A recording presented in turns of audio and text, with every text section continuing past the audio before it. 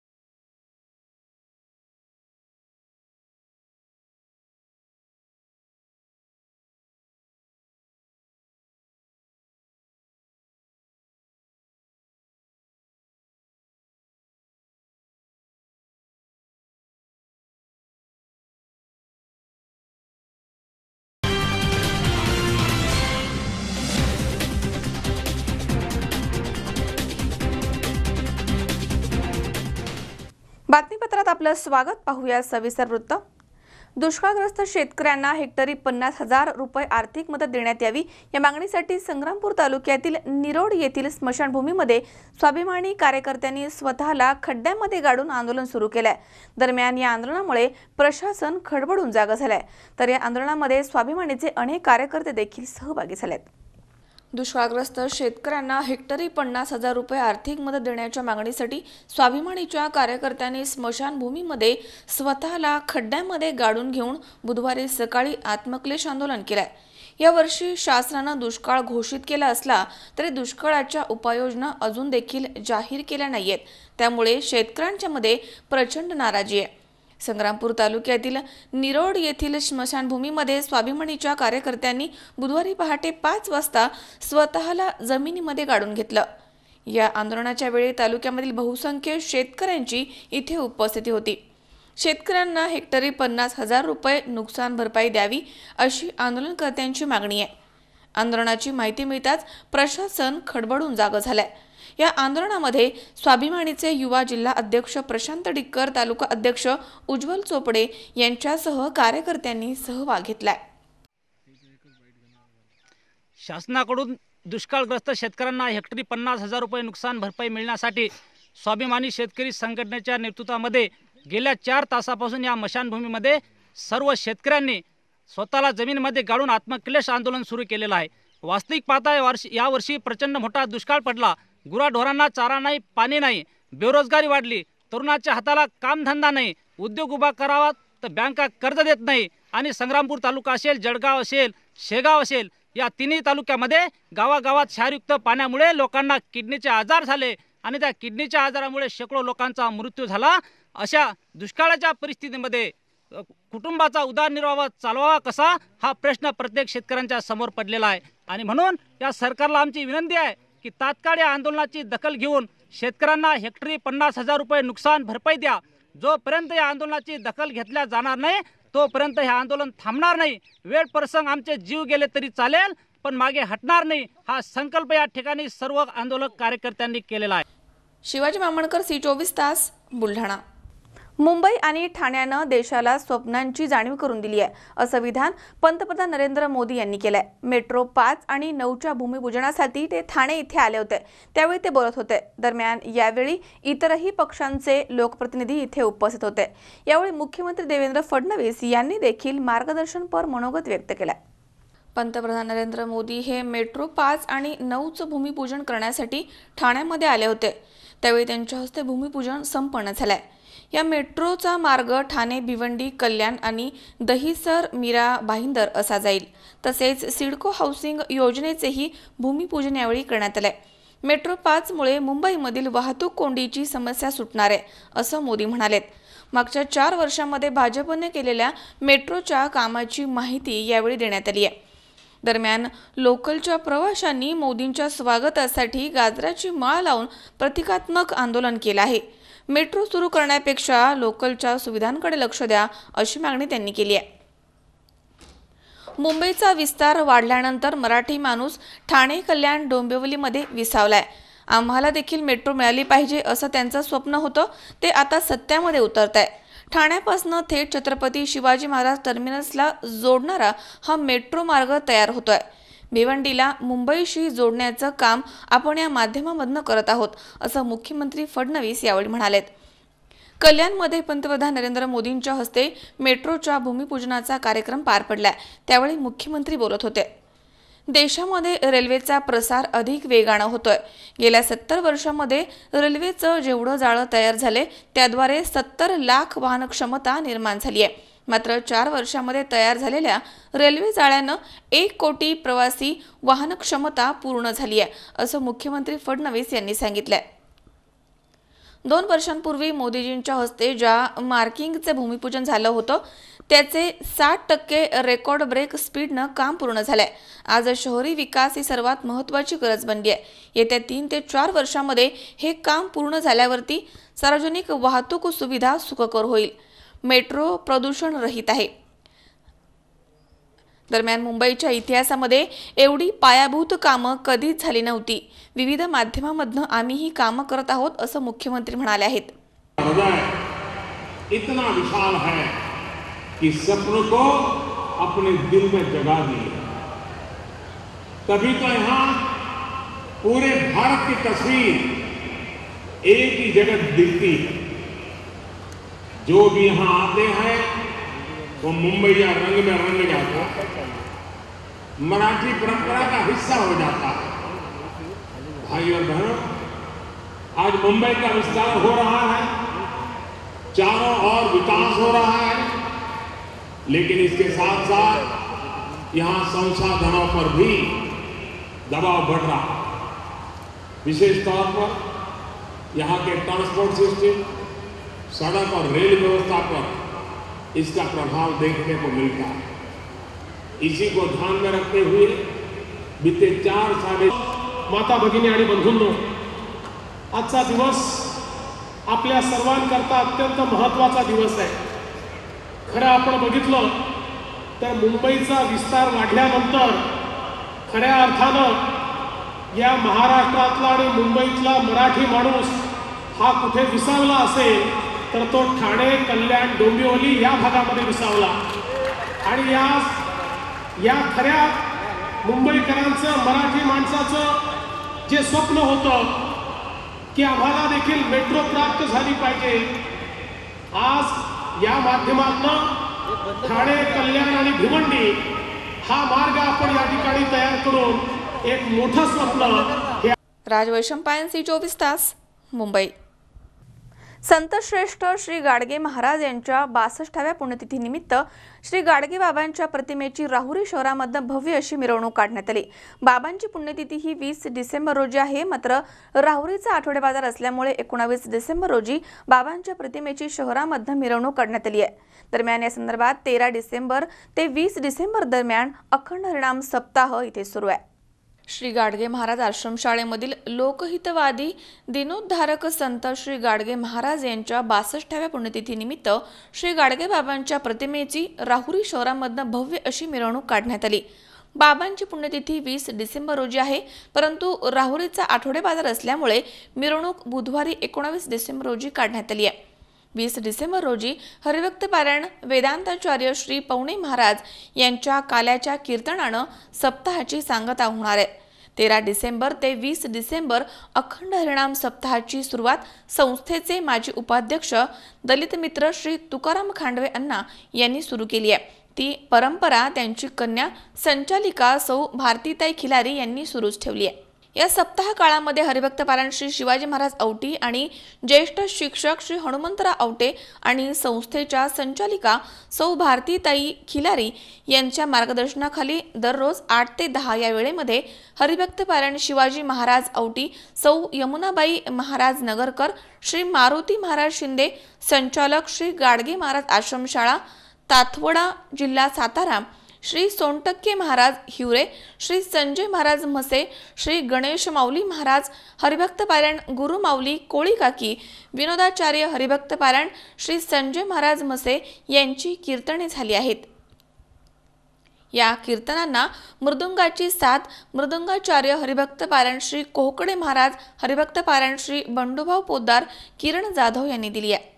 या व्यतिरिक्त प्राथमिक मुख्याध्यापक श्री गजानन खर्चे, माध्यमिक मुख्याध्यापक श्री जगन्नाथ सूर्यवंशी यांच्या मार्गदर्शनाखाली विद्यार्थ्यांच्या कलागुणांना वाव मिळवण्यासाठी आंतरशालेय क्रीडा स्पर्धा, परिसर सफाई तसेच पद्मभूषण कैलासवासी बाळासाहेब विखे पाटील यांच्या लोणी येथील प्रवरा मेडिकल ट्रस्टच्या डॉक्टरांच्या पथकानं विद्यार्थ्यांसाठी दंत तपासणी शिबिर आयोजित केलं होतं। या व्यतिरिक्त इतरही उपक्रमांचं इथे आयोजन करण्यात आलं होतं। 20 डिसेंबर रोजी दुपारी वेदांताचार्य हरिभक्त पारायण श्री ज्ञानेश्वर पवणे महाराज यांच्या काल्याच्या कीर्तनानं सप्ताहाची सांगता होणार आहे आणि महाप्रसादाचं आयोजन करण्यात आलंय। 20 डिसेंबर रोजी रात्री 8 ते 10 या वेळेमध्ये विद्यार्थ्यांचा विविध गुणदर्शनाचा कार्यक्रम देखील आयोजित करण्यात आला आहे। 19 डिसेंबर रोजी श्री बाबांच्या प्रतिमेचं पूजन आणि पुष्पहार अर्पण करून राहुरी शहरामधनं शाळेमधील विद्यार्थ्यांचे झांज पथक, डोक्यावरती कळस धारण केलेल्या विद्यार्थिनी आणि बाबांचे आवडते भजन गोपाला गोपाला देवकी नंदन गोपाला या जयघोषामध्ये भव्य अशी मिरवणूक काढण्यात आली आहे। ठिकठिकाणी या मिरवणुकीचं स्वागत करण्यात आलं। नगरपालिकेच्या जवळ राहुरी नगरपालिकेचे पहिले लोकनियुक्त नगराध्यक्ष श्री प्राजक्त तनपुरे आणि इतर मान्यवरांनी बाबांच्या प्रतिमेस पुष्पहार अर्पण केलाय। आश्रमशाळेमध्ये या मिरवणुकीची सांगता झाली आहे। सप्ताहामधील कार्यक्रम व्यवस्थितरित्या पार पाडण्यासाठी अधीक्षक श्री भानुदास जाधव, श्री गोवर्धन माळी, श्री मिलिंद गुजरे, श्री अविनाश इंगळे, श्री किरण पवार, श्री अंबादास उंडे, श्री सुदाम दिघे, श्री गणेश खांडवे, श्रीमती छाया लोंढे मॅडम, श्रीमती अंजनाबाई मोरे मॅडम, अधीक्षिका श्रीमती आरती लाड मॅडम, अधीक्षक श्री साठे, अधीक्षिका सौ काळे मॅडम आणि इतर शिक्षक आणि शिक्षकेतर कर्मचारी, विद्यार्थी यांनी विशेष प्रयत्न केलेत। कनकन करुणे कोटी केले, कनन खर्चिला स्वहितासाठी, वन वन फिरुनी कनकन झिजले, बाबा दुःखी जनतेसाठी। संतश्रेष्ठ निष्काम कर्मयोगी गाडगे बाबांनी 1952 मध्ये श्री गाडगे महाराज मिशन मुंबई ही संस्था स्थापन करून 1954 मध्ये महाराष्ट्रात पहिली आदिवासी मुलांसाठी आश्रमशाळा या ठिकाणी काढली। अगदी बाबांनी लावलेलं छोटंसं रोपटं आज त्याचं विशाल अशा प्रकारच्या वटवृक्षामध्ये रूपांतर झालेलं आहे आणि या बाबांच्या पदस्पर्शाने पावन झालेल्या या पुण्यभूमीमध्ये बाबांची पुण्यतिथी ही त्या ठिकाणी सप्ताह म्हणून पाळण्यात येतो आणि 13 ते 20 डिसेंबर या काळामध्ये विविध प्रकारच्या त्या ठिकाणी शिवाजी महाराज औटी तसंच ज्येष्ठ शिक्षक श्री हनुमंत औटे सर यांच्या मार्गदर्शनाखाली विविध महाराजांची कीर्तनं रोज त्या ठिकाणी आयोजित करण्यात आली होती। त्याचप्रमाणे विद्यार्थ्यांच्या कलागुणांना वाव मिळावा, त्यांचा त्या ठिकाणी बौद्धिक विकास व्हावा या उद्देशाने आंतरशालेय स्पर्धांचे या ठिकाणी आयोजन करण्यात आलेलं होतं आणि आज त्या 19 डिसेंबर रोजी बाबांची राहुरी शहरातून भव्य अशा प्रकारची मिरवणूक त्या ठिकाणी काढण्यात आली। उद्या वेदांताचार्य पवणे महाराज यांच्या काल्याच्या कीर्तनाने या पुण्यतिथीची सांगता होणार आहे आणि यासाठी सर्वांनी यावं अशी मी या प्रसंगी विनंती करतो। गाडगे महाराज मिशन मुंबई संचलित श्री गाडगे महाराज आश्रमशाळा राहुरी या ठिकाणी सन्माननीय तुकाराम धोंडीबा खांडवे यांना 1976 पासून या ठिकाणी संचालक पदावर कार्यरत असून त्यांनी गाडगेबाबांच्या पुण्यतिथी सप्ताहाचा अखंड हरिनाम सप्ताह आजपर्यंत 41 वर्षापासून अखंड कार्य चालू ठेवलेलं आहे। त्याचप्रमाणे गेल्या ऑगस्ट 2018 पासून त्यांचीच कन्या सौ भारतीताई यशवंत खिलारी यांनी त्यांचा वारसा या ठिकाणी चालू ठेवून अखंड हरिनाम सप्ताहाचं आयोजन केलेलं आहे। संत गाडगे महाराज हे स्वच्छतेचे जनक असून संपूर्ण भारतामध्ये आज हे अभियान राबवण्यात येत आहे। त्याचप्रमाणे संत गाडगे महाराज यांनी गोरगरीब विद्यार्थ्यांसाठी ही आश्रमशाळा निर्माण केलेली आहे। या आश्रमशाळेमध्ये अनुसूचित जाती जमाती भटक्या जमाती व इतर मागासवर्गीय विद्यार्थी शिक्षणाचा मोफत लाभ घेत असून अतिशय चांगल्या प्रकारे या ठिकाणी विद्यार्थ्यांना सांभाळलं जातं आणि त्यांचं शैक्षणिक गुणवत्ता कशी वाढेल या ठिकाणी नूतन संचालिका भारतीताई खिलारी ह्या सतत प्रयत्नशील असतात। असंच कार्य त्यांचं यापुढे चालू राहील याची आम्हाला अपेक्षा आहे। गाडगे महाराज यांच्या पुण्यतिथीनिमित्त सद्गुरू गाडगे महाराज यांना विनम्र अभिवादन। श्री संत गाडगे महाराज 62व्या पुण्यतिथीनिमित्त गाडगे बाबांना विनम्र अभिवादन। मनोज साळवे सह सतीश फुलसौंदर, सी24 तास, राहुरी। या ठिकाणी वेळ झाली छोट्याशा विश्रांतीची। अवघ्या काही क्षणात परत येतोय। तुम्ही पाहत रहा सी24 तास, जगा वर्तमानात बिनधास्त।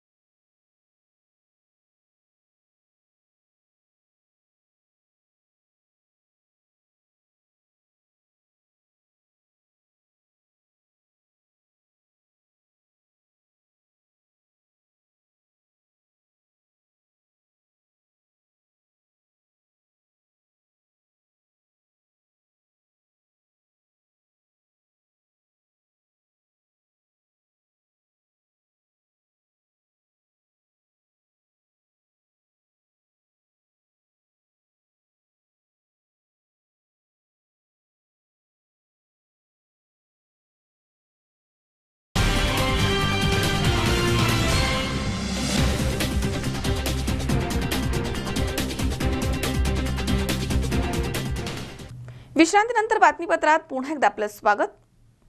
सांगली शासकीय रुग्णालयामधील रुग्णांना आता गरमागरम चपात्या खायला मिळणार आहेत, कारण सांगली सिव्हिल हॉस्पिटलमध्ये चपाती बनवणारं अत्याधुनिक यंत्र बसवण्यात आलंय। त्यामुळे स्वयंपाकघरामधील कर्मचाऱ्यांवरील कामाचा ताण कमी होणार आहे आणि त्यासोबतच रुग्णांना गरम गरम चपात्या खायला मिळतात। त्यामुळे रुग्ण आणि नातेवाईकांनी आनंद व्यक्त केलाय। सांगली इथे वसंतदादा पाटील शासकीय सिव्हिल हॉस्पिटल आहे। या हॉस्पिटलमध्ये उपचार घेण्यासाठी कर्नाटक, सोलापूर आणि जिल्ह्याच्या कानाकोपऱ्यामधनं गरीब आणि गरजू लोक येत असतात।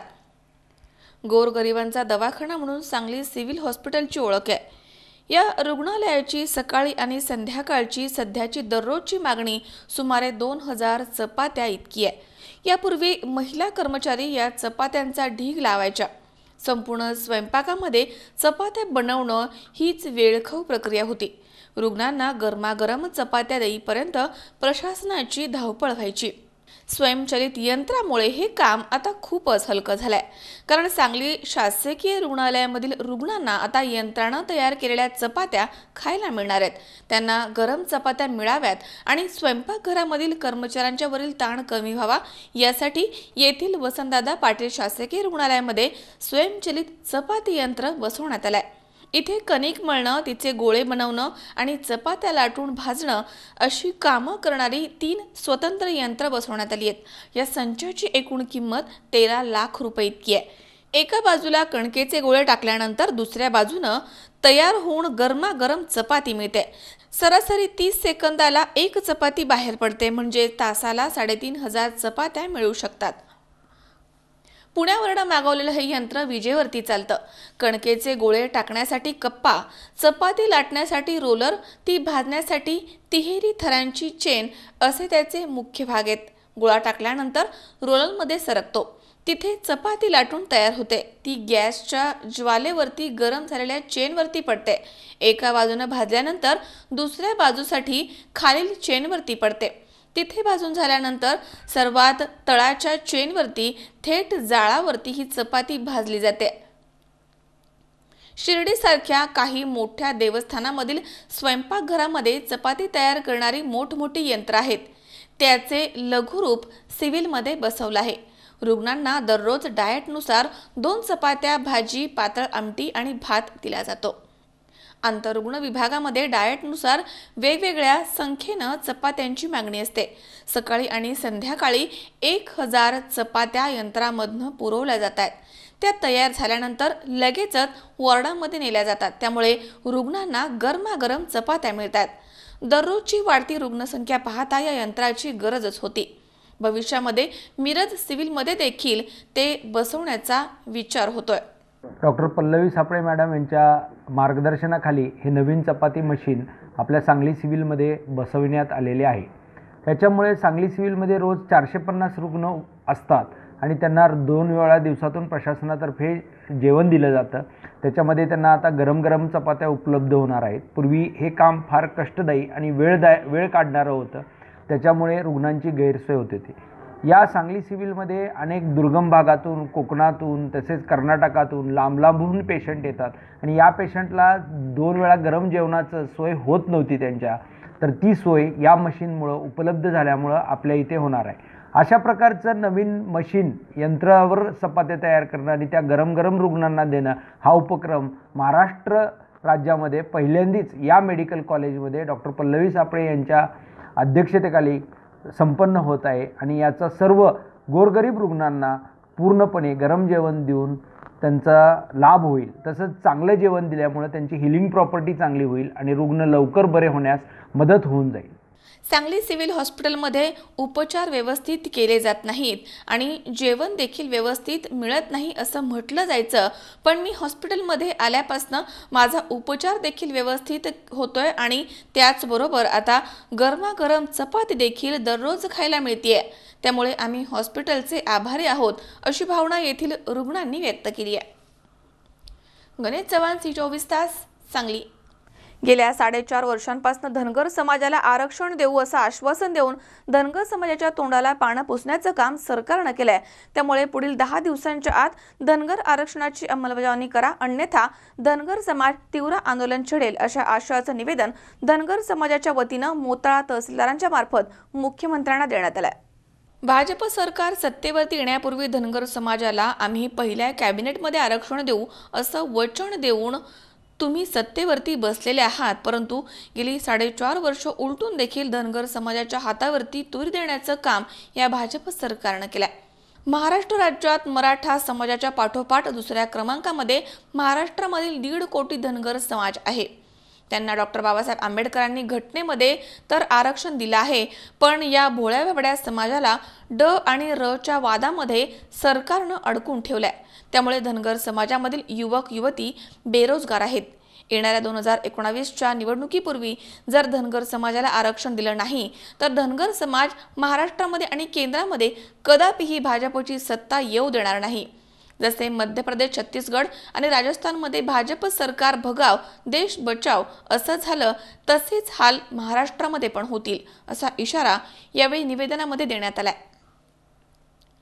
सदर निवेदनामध्ये रामेश्वर काळंगे, संदीप सहावे, गोपाल काटे, विजयसिंग राजपूत, प्रदीप ढोण, ज्ञानेश्वर बोराडे, इरफान पठाण, शेख जाबीर, शेख बशीर, जयवंत धाबे, ईश्वर पाटील, श्रीराम सपकाळ, अंबादास माने, माणिकराव शिंदे, नाना येडे, सदाशिव येडे, राजू बिचकुले, तुळशीराम बिचकुले, मधुकर बाजोडे, सोपान काटे, एकनाथ सहावे, अनंत सोनागरे, निलेश काटे, प्रदीप सहावे आदींच्या सह्या आहेत। 36 नंबरच्या राज्यघटनेमध्ये सूचीमध्ये 36 नंबरवर आहे. धनगरच्या ऐवजी धनगड व्हायला आहे. त्यामुळे धनगड जात ही अस्तित्वातच नाही. अशा धनगड जात अस्तित्वात नसताना त्या धनगड केलेला आहे. धनगर आहे ते. आणि महाराष्ट्र शासनानं 4 वर्ष होऊन सुद्धा संसदेचं अधिवेशन चालू असताना चर्चा झाली. तर त्या चर्चेमध्ये सांगितलं गेलं की महाराष्ट्र शासनानं कोणताच पाठपुरावा आजपर्यंत केलेला नाही. तरी महाराष्ट्र शासनानं त्वरित पाठपुरावा करून अंमलबजावणी करा. येत्या 8 दिवसात अंमलबजावणी नाही झाली तर आम्ही तीव्रतेनं आंदोलन छेडू. शिवाजी मामणकर, C24 तास, बुलढाणा. संचेती हॉस्पिटलनं नुकतेच यशस्वी 53 वर्ष पूर्ण केली आहेत. 54व्या वर्धापन दिनाचं औचित्य साधून संचेती हॉस्पिटलनं फास्ट ट्रॅक नी शस्त्रक्रिया सुरू केली आहे. या शस्त्रक्रियेद्वारे रुग्णांना कमीत कमी वेदना होतील आणि कमीत कमी वेळेमध्ये ते घरी जाऊ शकतील, अशी माहिती पत्रकार परिषदेमध्ये संचेती हॉस्पिटलचे अध्यक्ष आणि व्यवस्थापक मंडळाने दिली आहे. संचेती हॉस्पिटलनं नुकतेच यशस्वी 53 वर्ष पूर्ण केली आहेत. दरम्यान 54व्या वर्धापन दिनाचा औचित्य साधून संचेती हॉस्पिटलनं फास्ट ट्रॅक नी रिप्लेसमेंट शस्त्रक्रिया सुरू केल्या आहेत. या शस्त्रक्रियांद्वारे रुग्णांवरती तांत्रिकदृष्ट्या प्रगत प्रक्रिया केल्या जाणार आहेत, ज्यामुळे रुग्णांना कमीत कमी वेदना होतील आणि कमीत कमी वेळेमध्ये ते पुन्हा घरी जाऊ शकतील. ही माहिती पत्रकार परिषदेमध्ये संचेती हॉस्पिटलचे अध्यक्ष आणि व्यवस्थापकीय संचालक doctor Parag Sancheti, consultant knee surgeon doctor Kailas Patil, doctor Sunny Gugale आणि संचेती हॉस्पिटलच्या कार्यकारी संचालिका मनीषा संघवी यांनी दिली आहे. Fast track knee replacement surgeries ही एका वेळेस एका गुडघ्याच्या शस्त्रक्रियेसाठी आहे. 1965 साली स्थापन झालेल्या संचेती हॉस्पिटलनं आतापर्यंत संचेती क्लिनिक, संचेती अकॅडमी आणि संचेती इन्स्टिट्यूट यामध्ये अत्याधुनिक सुविधा आणि उपकरणांचा समावेश केला आहे. तसेच ऑर्थोपेडिक्स क्षेत्रामधील सर्व विशेष आणि सुपर स्पेशालिटी सेवा, ज्यामध्ये joint replacement, arthroscopy, spinal surgery, rheumatology आणि ऑर्थराइट्स, खांद्याची शस्त्रक्रिया, प्लॅस्टिक आणि रिकन्स्ट्रक्टिव्ह शस्त्रक्रिया, न्यूरोलॉजी, हँड आणि मायक्रोव्हॅस्क्युलर सर्जरी, फेसिओ मॅक्सिलरी आणि dental surgery, sport injury, anaesthesiology यांचा समावेश आहे. हे एक सर्वसमावेशक सुपर स्पेशालिटी हॉस्पिटल आहे. एकाच छताखाली ऑर्थोपेडिकमधील सर्व विशेष सुविधा इथे उपलब्ध आहेत. 1.25 तास 1.5 तास लागायचा. आता 30 ते 35 मिनिटात हे ऑपरेशन पूर्ण होतं आणि त्याचा जो ॲनेस्थेशिया आहे, पेन कंट्रोल मेकॅनिझम्स आहेत, ते खूप जास्त प्रमाणात आता सुधारले आहेत. तर त्याच्याबद्दल नाही, बेसिकली पेशंट जास्त दिवस राहण्यास, जसं सरांनी सांगितलं की पेनमुळे जास्त दिवस राहतात, पण पेन कंट्रोल करायसाठी बऱ्याच गोष्टी आल्या. जसं आम्ही लोकली आणि टॉपिकली किंवा IV द्वारे पेन कंट्रोल अनालिसिस जे म्हणतो आपण, पेन कंट्रोलचे जे मेडिसिन्स आहेत ते दिल्या जातात. पण आता नुसतंच लोकली नाही देत आपण, नुसतंच IV नाही देत, तर लोकली सुद्धा काही वेगळ्या प्रकारचे मिक्सचर्स असतात गोळ्यांमध्ये. ते इन्फिल्ट्रेशन टाके असतात, त्याच्या भोवती ते औषध सोडतो, लोकल अॅनेस्थेटिक म्हणतात. एक्झॅक्टली. आणि त्याच्यामुळे सुद्धा पेन कंट्रोल व्हायला मदत होतो. त्याच्यानंतर काही प्रोग्राम्स आम्ही चार्ट केलेले आहेत, ज्याच्यामध्ये नुसतंच मेडिसिन्स नाही तर फिजिओथेरपीचे कुठले प्रकार येतील, आईस फोमेंटेशन किंवा बर्फाने शेकणे वगैरे, हे जे सगळे प्रकार आहेत त्याचा एक प्रॉपर प्रोटोकॉल तयार केलेला आहे, जो असं म्हणता येणार नाही की आम्हीच तयार केलेला आहे. तो ऑलरेडी प्रॅक्टिस केला गेलेला आहे जगामध्ये. त्याच्याबद्दल लिटरेचर सपोर्ट म्हणतो आपण, डेटा भरपूर अवेलेबल आहे त्याच्याबद्दल की कुठला सगळ्यात, अँड वी हॅव फिल्टर्ड जे म्हणतो आपण की सगळ्यात चांगला कुठला प्रोग्राम आहे तो आम्ही या पेशंट्सना, फास्ट ट्रॅकचे पेशंट्सना अप्लाय करणार आहे. आणि त्याच्यामुळे पेशंट्सचं पेन कंट्रोल राहिल्यामुळे लवकरात लवकर आम्हाला पेशंट डिस्चार्ज करण्यात मदत होईल. नाही, युजली कसं आहे ना की फास्ट ट्रॅक सर्जरीज ज्या आहेत जगभरात जर पाहायला गेलं तर युनिलॅटरल, म्हणजे एका गुडघ्यासाठी जास्त लागू होतात. बेसिकली दोन्ही गुडघ्यांचं जर केलं तर पेशंटवरती जे म्हणतो आपण लोड जे असतो, स्ट्रेस जो असतो, ऑपरेटिव्ह स्ट्रेस जो असतो, तो थोडासा जास्त असतो. त्यामुळे आतापुरतं तरी आपण बायलॅटरल किंवा दोन्ही गुडघ्यांना जे ऑपरेट होतात पेशंट, त्यांच्यामध्ये हे लागू करत नाहीये. पण लवकरच्या काळात फास्ट ट्रॅक सर्जरी फक्त 72 तासाच्या ऐवजी एखाद दिवस जास्त वाढवून आपण हे बायलॅटरल मध्ये करू शकतो. बायलॅटरल जेव्हा करायचो म्हणजे दोन्ही गुडघे एका वेळेस, तर जवळजवळ 10 दिवस आम्ही पेशंट ठेवायचो आणि एक साईडला 6 ते 7 दिवस. तर ते 6 ते 7 दिवस आता 3 दिवसावर आले आणि 10 दिवसाचं जवळजवळ आता 5 दिवसापर्यंत आम्ही आलो. पण आज मुद्दाम आम्ही एक फास्ट ट्रॅक सर्जरी लॉन्च करतोय. जसं डॉक्टर कैलाशने सांगितलं की एकच गुडघा, दोन्ही बदलले तर थोडा जास्त वेळ लागेल. अमोल उदमले सह हर्षल कोठावदे, C24 तास, पुणे. या ठिकाणी पुन्हा एकदा वेळ झाली छोट्याशा विश्रांतीची. अवघ्या काही क्षणात परत येतोय. तुम्ही पाहत रहा C24 तास, जगा वर्तमानात बिनधास्त.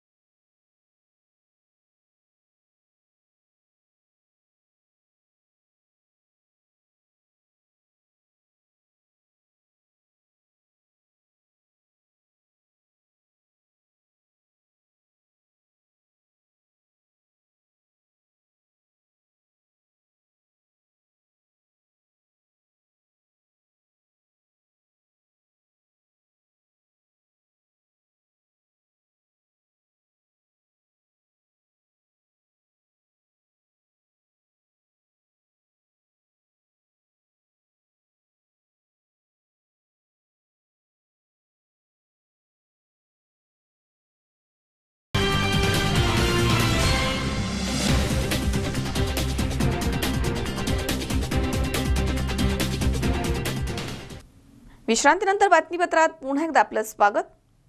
पाथर्डी शहरामध्ये कोणतेही भेदभाव न करता शहर विकासासाठी सरसकट अतिक्रमण हटवण्यासाठी मोहीम राबवावी या मागणीसाठी वंचित बहुजन आघाडीच्या वतीनं वसंतराव नाईक चौकामध्ये रास्ता रोको करण्यात आला.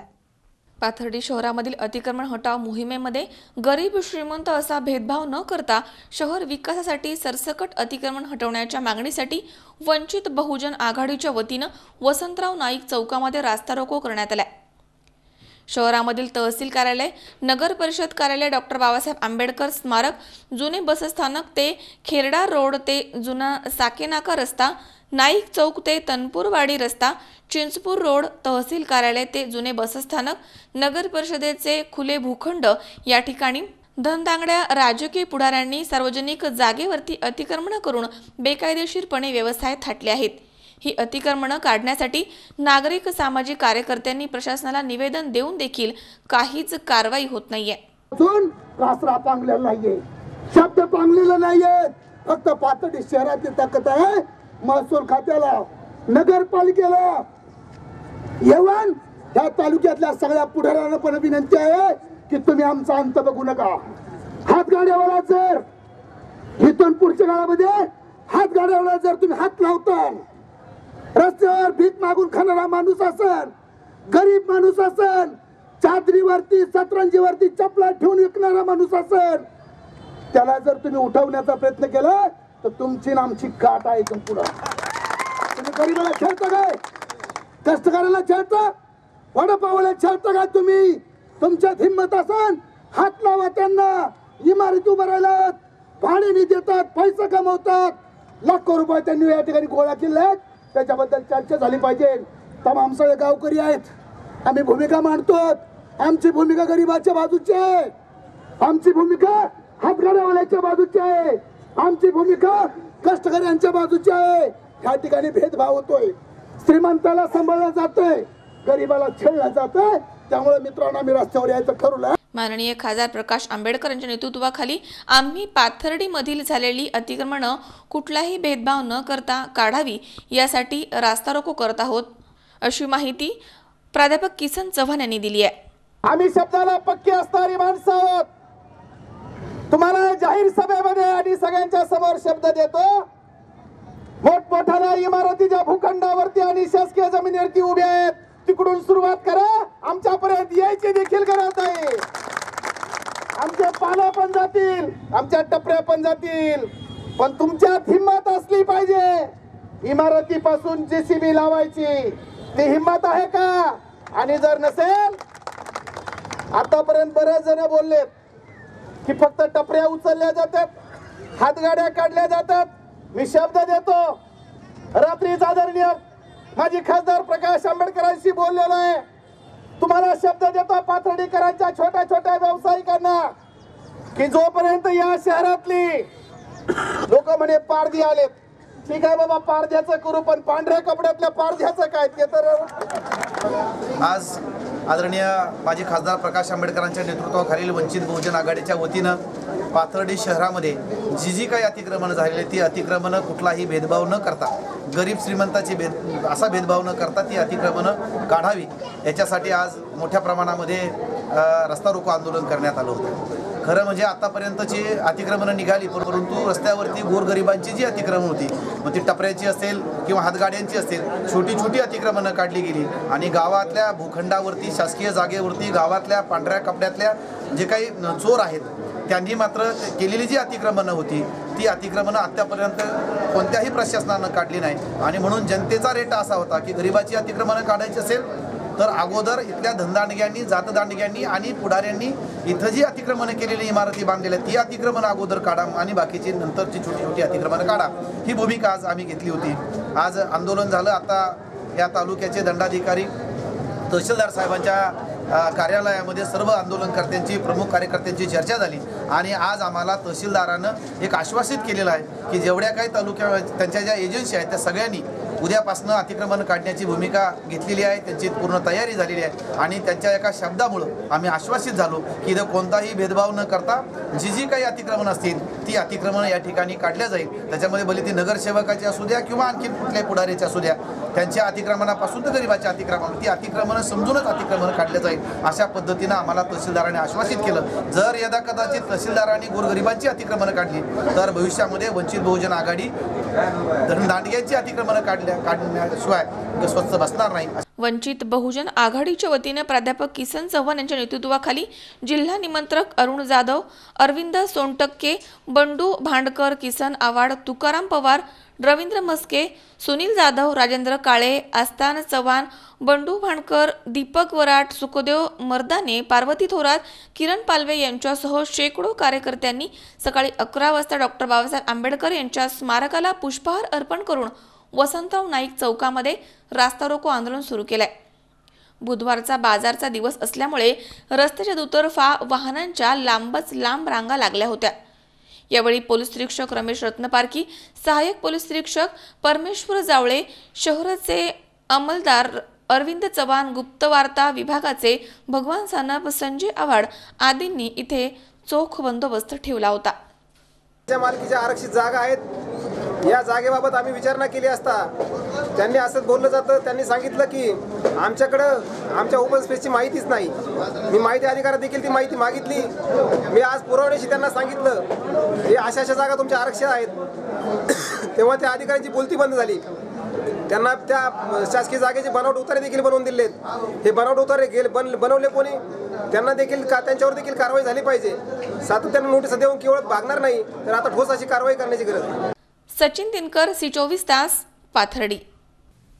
सर्वांना शिक्षणासाठी प्रेरित करण्यासाठी सरकार अनेक उपक्रम राबवतंय. मात्र येसगाव इथे बस थांबा नसल्यामुळे इथे बस थांबत नाहीयेत. त्यामुळे विद्यार्थ्यांचं शैक्षणिक नुकसान होत आहे. त्यामुळे येसगाव इथे बस थांबा व्हावा या मागणीसाठी येसगाव येथील विद्यार्थ्यांनी कोपरगाव आगार प्रमुखांची भेट घेतली आहे आणि निवेदन देखील दिलंय. दरम्यान आता या संदर्भात हे विद्यार्थी आमदार स्नेहलता कोल्हे यांची भेट घेऊन आपली कैफियत त्यांच्यासमोर मांडणार आहेत. मुलांप्रमाणेच मुलींना देखील शिक्षण घेता यावं यासाठी शासन मोफत शिक्षण, मोफत बस पास यासारखी वेगवेगळी पावलं उचलून मुलींना शिक्षणाच्या प्रवाहामध्ये आणण्यासाठी प्रयत्न करत आहे. कोपरगाव तालुक्यामध्ये देखील दुष्काळग्रस्त भागामधील मुलींना मोफत बस पास मोठ्या प्रमाणात दिले जात आहेत. मात्र तालुक्यामधीलच उत्तर भागामधील राज्य महामार्गावरती असलेल्या राज्यामध्ये नावलौकिक मिळवलेल्या माजी परिवहन मंत्री शंकरराव कोल्हे यांचं गाव असलेल्या येसगाव इथे बस थांबतच नाहीये. त्यामुळे विद्यार्थिनींचे शैक्षणिक नुकसान होत आहे. येसगावसह परिसरामधील खिरडी, गणेश, बोलकी, शंकरबाग, नाटेगाव रोड येथील मुली इयत्ता 10वी पुढील कॉलेजचं शिक्षण घेण्यासाठी कोपरगाव इथे जातात. कॉलेज आणि येसगाव यांचं अंतर 6 किलोमीटरचं आहे. हे अंतर बऱ्याच विद्यार्थिनी सायकलवरनं पार करतायत. मात्र रस्त्यावरील अपघातांचं प्रमाण दिवसेंदिवस वाढत चाललंय. त्यामुळे विद्यार्थ्यांचे बळी जात आहेत. त्यामुळे मुलींनी येण्या जाण्यासाठी पर्यायी बसचा सहारा घेतला. मात्र सकाळी मनमाड, येवला, मालेगाव आणि इतर डेपोच्या बस इथे हात दाखवून देखील थांबत नाहीत. काही बस थांबल्या तरी बस वाहक थांबा नसल्यानं बसमधनं मुलींना उतरवून देतात. याबाबत येथील 45 विद्यार्थिनींनी नुकतेच कोपरगाव बस आगार प्रमुख अभिजित चौधरी यांची भेट घेतली आहे आणि येसगाव इथे बस थांबा द्यावा असं सह्यांचं निवेदन देऊन विनंती केली आहे. पिंपळगाव, जलाल टोल नाका, टाकळी फाटा इथे बस थांबते आणि गावागावाच्या विद्यार्थ्यांसाठी कोपरगाव आगाराच्या बस फेऱ्या मारतात. मग येसगाव इथे बस का थांबत नाही असा संतप्त सवाल करत येसगाव इथे कॉलेजच्या विद्यार्थ्यांसाठी बस थांबा देण्यासाठी आता आमदार स्नेहलता कोल्हे यांची भेट घेऊन साकडं घालणार असं विद्यार्थिनींनी सांगितलं आहे. येसगाव इथे बस थांबवण्याबरोबरच विद्यार्थ्यांना बस स्टँडवरती उभं राहण्यासाठी शेडची व्यवस्था करण्यात यावी अशी मागणी देखील विद्यार्थ्यांनी निवेदनाद्वारे केली आहे. योगेश डोके, C24 तास, कोपरगाव. सांगलीमध्ये गेल्या 2 दिवसांपासून कडाक्याच्या थंडीची लाट पसरली आहे. पारा 15 अंशांपर्यंत खाली घसरलाय. त्यामुळे सांगलीकर गारटले आहेत. मात्र काही हौशी सांगलीकरांनी या गुलाबी थंडीचा आस्वाद घेतलाय. गतवर्षीपेक्षा यंदा सांगलीमध्ये थंडीचा कडाका वाढलाय. पारा 15 अंशांपर्यंत घसरलाय. त्यामुळे वातावरणामध्ये कमालीची थंडी आहे. पहाटेपासून ते दुपारपर्यंत थंडीचा जोर कायम आहे. सांगलीकर मात्र यामध्ये पूर्णपणे गारठून गेलेत. गेल्या 2 दिवसांपासून सांगलीमध्ये थंडीचा जोर वाढलाय. मात्र अशा स्थितीमध्ये सुद्धा काही हौशी सांगलीकरांनी गुलाबी थंडीचा पुरेपूर आस्वाद घेतलाय. थंडीमुळे सकाळी व्यायाम करण्यासाठी येणाऱ्या लोकांमध्ये घट झाली आहे. थंडी लागू नये म्हणून स्वेटर, स्कार्फ यांचा वापर करून सांगलीकर मात्र गुलाबी थंडीचा आस्वाद घेत आहेत. सध्या सांगलीमध्ये कडाक्याची थंडी पडलेली आहे. तरी सकाळी फिरणाऱ्या लोकांची संख्यासुद्धा कमी आलेली आहे आणि अशा थंडीतसुद्धा सकाळचं फिरून थंडीचा आस्वाद लोक घेत आहेत. एकंदरीत काय परिस्थिती? एकंदरीत परिस्थिती म्हणजे थंडीमध्ये जास्त थंडी पडल्यामुळं लोक सकाळी फिरायला आता संख्या जरा कमी झालेली आहे. पण तो ठराविक लोक जे नेहमीचे असतात ते मात्र चुकवत नाही. रोजच्या रोज येत असतात आणि गुलाबी थंडीचा आस्वाद घेत असतात.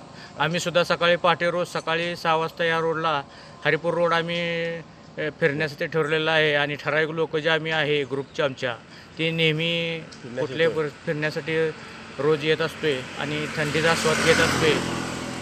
गणेश चव्हाण, C24 तास, सांगली. या ठिकाणी पुन्हा एकदा वेळ झाली छोट्याशा विश्रांतीची. अवघ्या काही क्षणात परत येतोय. तुम्ही पाहत राहा C24 तास, जगा वर्तमानात बिनधास्त.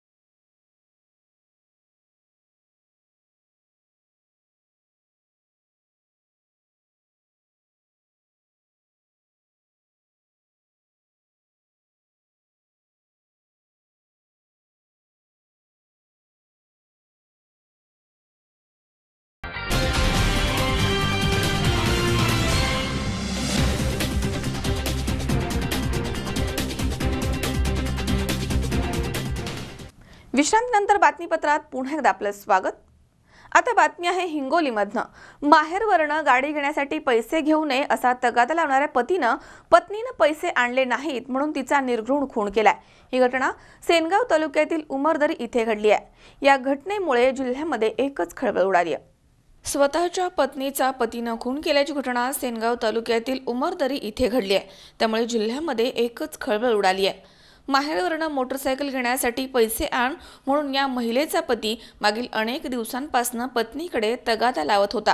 मात्र यासाठी महिलेनं पैसे न आणल्यामुळे स्वतःच्या शेतामध्ये आंब्याच्या झाडाखाली आपल्या पत्नीचा त्यानं ठेचून निर्घृण खून केलाय। सेनगाव तालुक्यातील उमरदरी इथे ही घटना घडली आहे। या संदर्भात मयत मीनाक्षी विकास पोले यांच्या भावानं दिलेल्या फिर्यादीनुसार औंढा नागनाथ पोलीस ठाण्यामध्ये 5 आरोपींच्या विरुद्ध खुनाचा गुन्हा दाखल करण्यात आला आहे। दरम्यान औंढा नागनाथ पोलीस पुढील तपास करतायत। आई वडील वारले, मीनाक्षी आहे तिचं नाव, तिच्या बाबाचं नाव रमेश कोकरे आणि तिला 4-5 वर्षापासून त्रास होता। पण ती कसं बी लोकांना वाटत जायतील मायबाप नाही तर मायबाप लहानपणी मेले। मग मायबाप मेल्याच्या नंतर लोकांना वाटलं बा इथं तरी ठेवून काय करायचं, जरासा याचा गोड बोलायचा, म्हणायचं आज मारत नाही, डबल मारत नाही, असं करत नाही तसं करत नाही, लोकायला घुलवायचा म्हणायचा, लोक मग त्याच्या संग पाठवायचे, पुन्हा तसंच करायचा, पुन्हा तसाच मारायचा, पुन्हा 4-2 महिने सांभाळायचा, पुन्हा तसंच करायचा। असं 4-5 वर्ष चालूच राहिलं आणि 4-5 वर्षात आखरी त्याला कुऱ्हाडी घालून मारली, काही येळे घालून मारली, जीवच मारून टाकली। उमेश चक्कर पाटील, C24 तास, हिंगोली।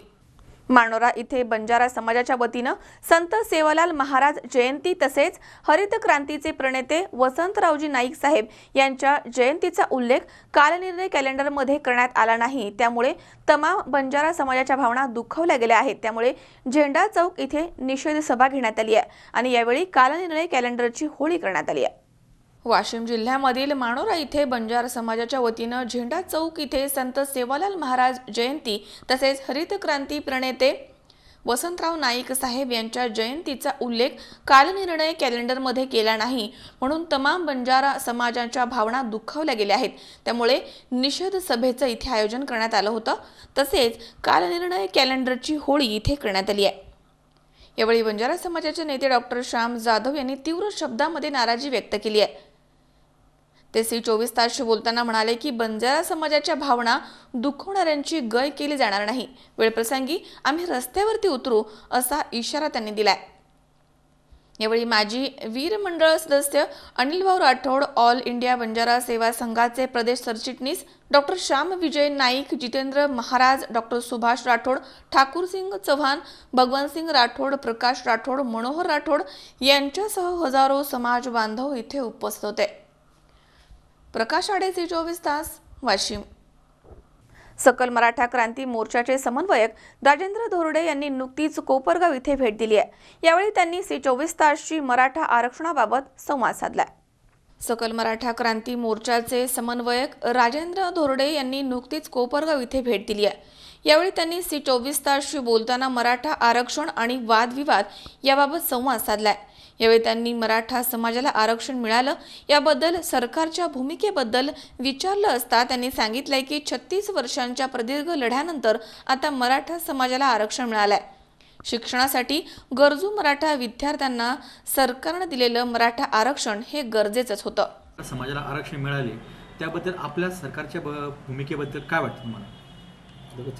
महाराष्ट्र सरकारने हे जे मराठा समाजाला आरक्षण दिलंय आताच्या विधिमंडळातल्या अधिवेशनामध्ये 29 नोव्हेंबरला, त्याचं संपूर्ण मराठा समाज महाराष्ट्राने याचं स्वागतच केलेलं आहे आणि हा मुख्यमंत्री देवेंद्र फडणवीस यांनी घेतलेला फार चांगला आणि समाजाच्या हिताचा हा निर्णय आहे।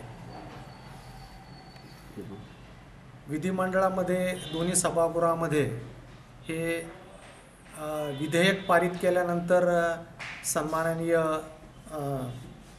राज्यपाल यांनी पण त्याच्यावर स्वाक्षरी केलेली आहे आणि याचं रूपांतर आता ह्या बिलाचं रूपांतर एका कायद्यामध्ये होईल। मराठा समाजाचा आरक्षणाचा जो प्रश्न 1982 पासून स्वर्गीय अण्णासाहेब पाटील यांनी जो त्यावेळेचे तत्कालीन मुख्यमंत्री बाबासाहेब भोसले यांच्या समोर जो मांडला होता आणि त्याच्यासाठी त्यांनी आत्मबलिदान मार्च 1982 मध्ये दिलेला आहे। त्यानंतर गेली 36 वर्षाच्या लढ्यानंतर एका प्रदीर्घ लढ्यानंतर मराठा समाजाला ह्या सन्माननीय मुख्यमंत्री श्री देवेंद्रजी फडणवीस यांनी हे आरक्षण देऊ केलेलं आहे, त्याबद्दल त्यांचा संपूर्ण मराठा समाज आभारी आहे. तसेच काही दिवसांपूर्वी मुंबई हायकोर्टाच्या आवारामध्ये मराठा समाजाच्या मुलानं याचिकाकर्ते ॲडव्होकेट गुणरत्न सदावर्तेंना उच्च न्यायालयामध्ये झालेल्या मारहाणीबाबत त्यांचं मत विचारलं असता त्यांनी सांगितलंय की याचिकाकर्ते ॲडव्होकेट गुणरत्न सदावर्तेंना उच्च न्यायालयामध्ये झालेली मारहाण ही चुकीची आहे. त्या मारहाणीचा मी निषेध करतो, पण त्याचबरोबर न्यायालयाच्या आवारामधील बाकीच्या वकिलांनी मराठा युवकाला मारलं याचा देखील मी निषेध करतोय.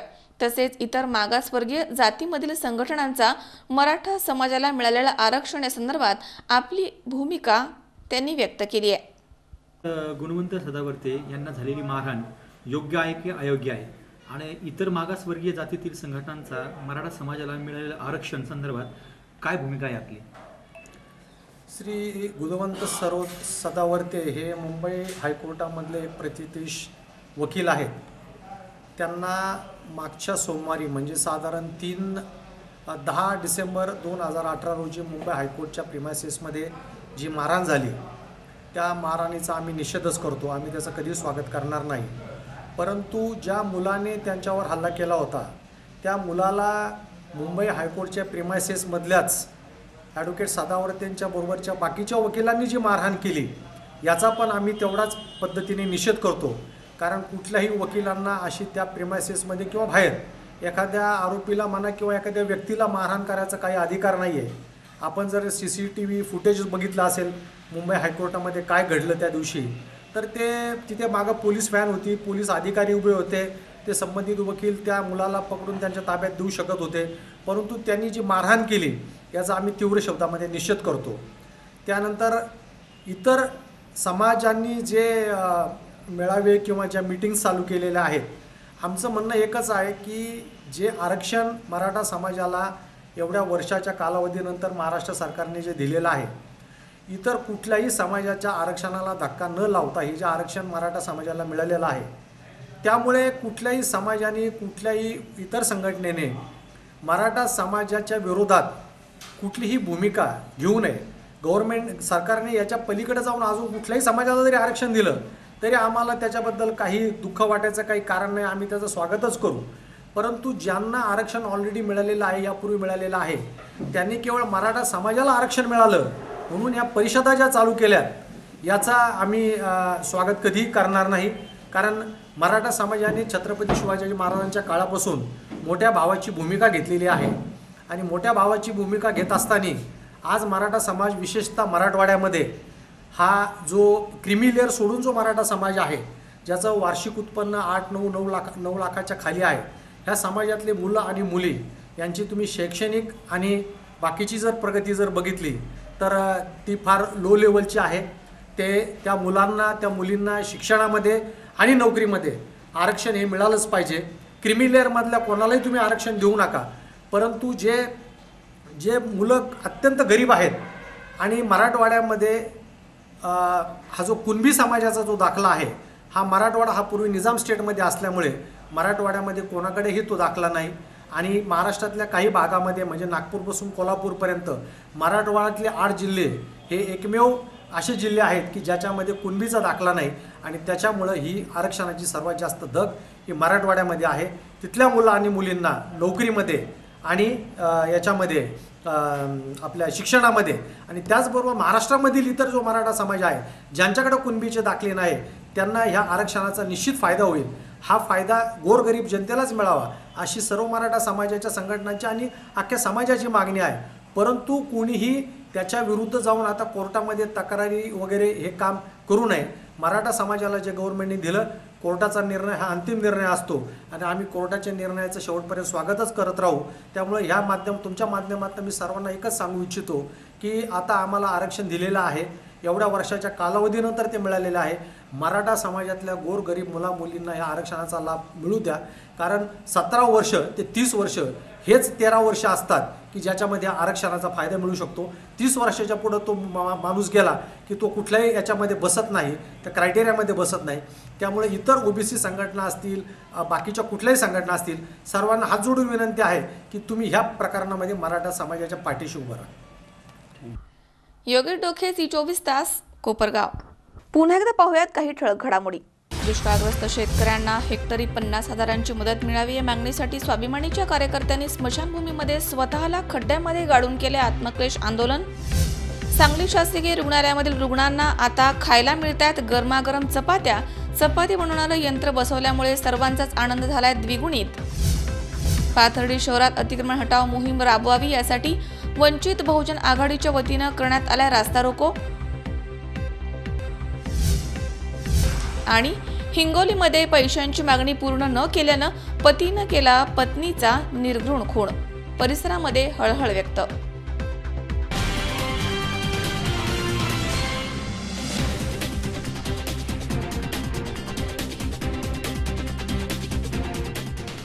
याचबरोबर बातमीपत्रात आज वेळ झाली इथेच थांबण्याची. ताज्या अपडेटसाठी बघत रहा C24 तास. जगा वर्तमानात बिनधास्त.